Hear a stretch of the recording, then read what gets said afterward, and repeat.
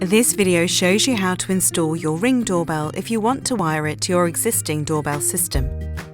To be compatible, your doorbell transformer must supply 8 to 24 volts AC at 50 or 60 Hz with a maximum power rating of 40 volt amps.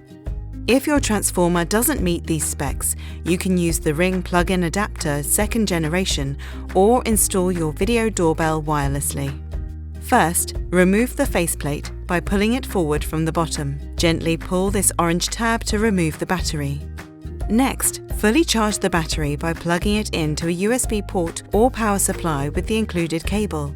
We recommend fully charging the battery before installation. Even if you're wiring in your video doorbell, you'll know the battery is fully charged when only one of the LED lights is lit. Slide the battery into its compartment. You'll hear a click when the battery is secure. Now, let's set up your doorbell. Open the Ring app and start the setup process. Then, just follow the instructions in the app. Once setup is complete, it's time to install your video doorbell. The optimal installation height is 1.2 meters above the ground. Before you begin, shut off power at the consumer unit.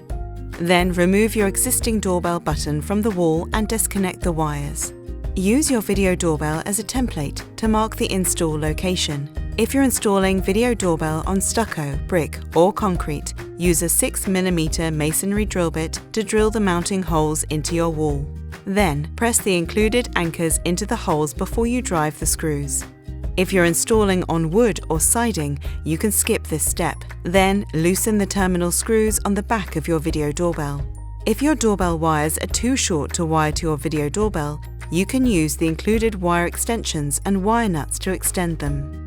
To do this, line each wire extension up with the doorbell wire and twist the wire nut onto them clockwise until they're securely connected. Now you can secure the doorbell wires under the terminal screws.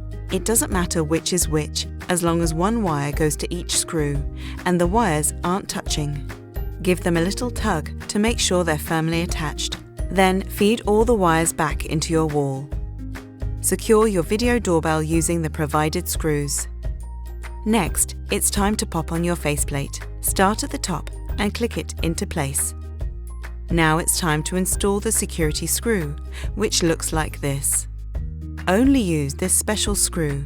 Inserting any other type could damage your Ring doorbell. Use the included screwdriver to insert and tighten the security screw. Turn on the power at the breaker, and you're done. Need a little more help?